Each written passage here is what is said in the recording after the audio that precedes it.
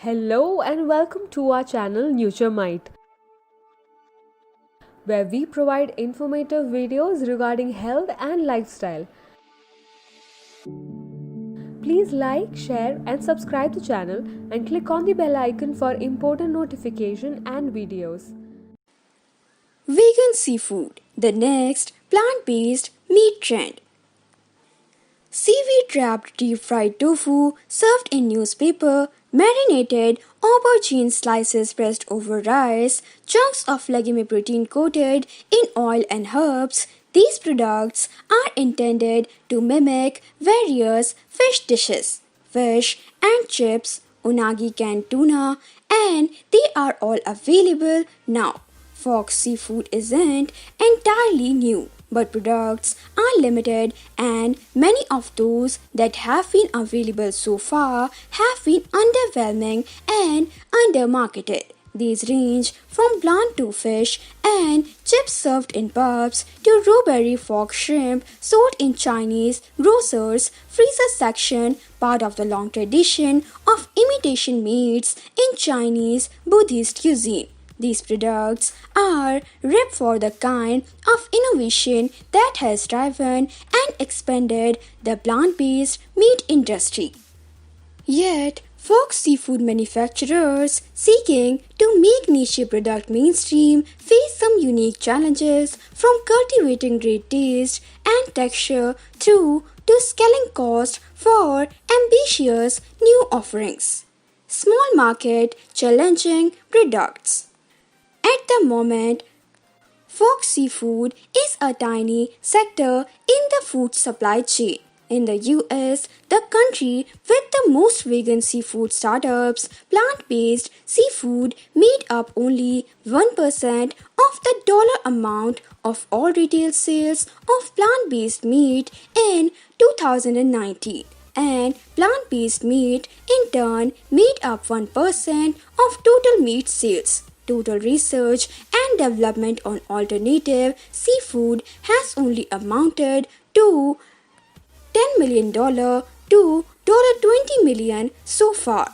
One issue is the technical challenges of replicating flaky, fragile seafood. That means shelf-stable mock tuna has been easier to produce than fillets, and the great majority of plant-based seafood retail sales are of frozen products. The few companies in this space also tend to focus on perfecting a single Faux seafood product rather than working on multiple products simultaneously. Another thorny issue is nutrition. People typically turn to conventional seafood for health benefits, and so being able to come really close to those benefits is extremely important on the plant-based seafood side, says Jen Lemmy, the Sustainable Seafood Manager for the Good Food Institute. Yet that's been difficult to achieve.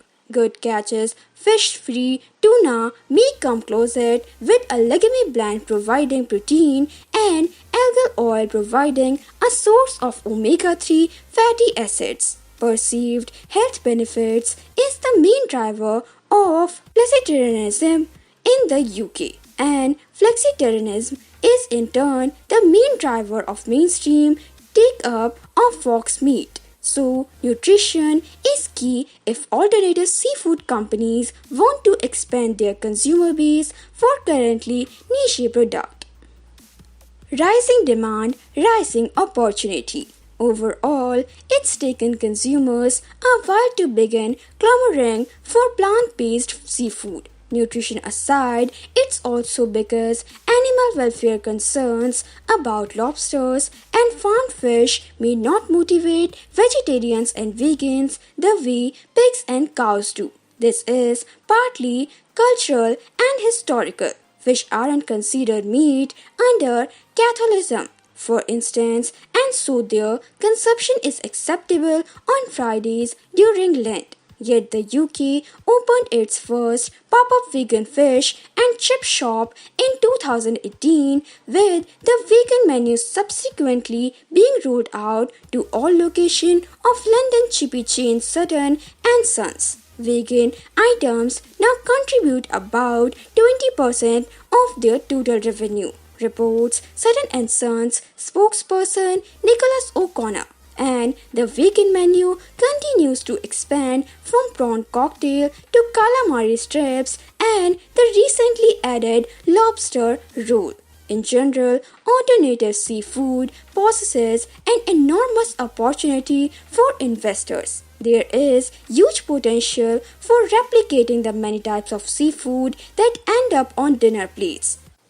As well, shellfish allergy is the most common food allergy in many countries, creating space for shellfish Simulacra. After all, lactose-sensitive people were important to the expansion of dairy-free milk. Some observers believe that the transition from conventional seafood to plant-based versions will happen more rapidly than the shift from dairy milk to dairy-free because of the high demand for seafood and the dwindling wind supply, and as many large fish species can't be easily farmed. And even if ethical eaters are less concerned about the welfare of marine animals, awareness of the human rights abuses in global fishing chains and the potential depletion of certain marine species may be compelling.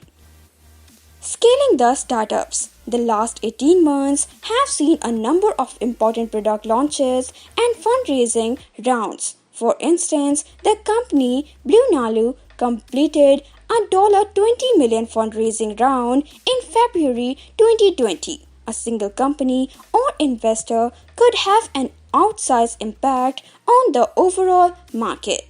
So could a government. Singapore, which has been working to move away from its dependence on imported food, has become a leader in alternative seafood. The Singapore Institute of Food and Biotechnology Innovation began collaborating in August 2019 with the Singaporean branch of Sophie's Kitchen, a US plant-based seafood company, on fermenting microalgae to produce a protein substitute. And Singapore's Seaweed-wrapped, which is working on cell-based crustacean products. Curdwell became the first cell-based seafood company to enter the market. Sandhya Sriram, the CEO of Seaweed-wrapped, explains that the company has received grants, tax rebates, and regulatory assistance from the Singaporean government thus far, and is hoping to obtain additional funding and manufacturing support in the future. Cell-based meat, sometimes called lab-grown meat or clean meat, has identical cellular structure to animal meat but does not require slaughter. Instead, cells from initial donor animals are grown in a bioreactor. The cell lines can continue to be used over and over, creating great potential to reduce animal suffering, although for the moment the process is energy intensive and divisive. Sriram acknowledges that not all vegetarians and vegans will be on board with this kind of seafood of the future. At the end of the day, cell-based meats are still very much meats to the biological and cellular level. So, if you do not eat meat, for example for religious reasons, cell-based meats may not suit you. But for me, as a vegetarian for ethical reasons, I can consume cell-based meats without any guilt. It will take some time to get there in any case. A single dumpling made with York shrimps would cost about $150 Singaporean. Sriram says that the company is still at the R&D scale but has plans to grow operation and reduce cost. In general, cell-based and plant-based meats are still more expensive than the conventional versions, as with York, this is primarily an issue of a smaller scale. Early days. Of course, COVID-19 has altered everything. The traditional meat supply has been disrupted by the spread of infection in crowded processes, plants, and fishing boats. Mock meats products are easier to produce in socially distanced conditions. One result is that seafood consumption is down in some countries. Overall demand for plant-based meat has risen since the start of lockdown. Some 23% of surveyed US consumers say they have been eating more plant-based meals due to COVID-19, about twice as many as those eating more meats. The figure is highest among 18 to 24-year-old during the lockdown in the US. Both animal-based and plant-based meats have experienced surges in sales growth, but the percentage gains have been much higher for the alternative meats. Plant-based meat has grown a lot relative to this period last year, says Lemmy. But it's hard to predict the long-term effects of the pandemic on innovation seafood companies, which are prone to excessive exuberance about how soon they can reach the market or how quickly they can spread. For one thing, consumers are likely to be very price sensitive, so the higher price of seafood alternatives may be more of a stumbling block than usual. Yet, there is more capital and technology flowing into this area than ever before, and Lemmy is particularly enthusiastic about partnership between established seafood companies like Bumblebee, famous for canned tuna, and Gut Catch, getting more famous for Faux tuna. There is room for so many more entrants in this market. She emphasizes it's still early days. So thank you guys. If you found this video useful, hit like, share and subscribe to our channel Nuturemite. And don't forget to hit the bell icon. Thank you. Please like, share and subscribe to the channel. Click on the bell icon for important notifications and videos.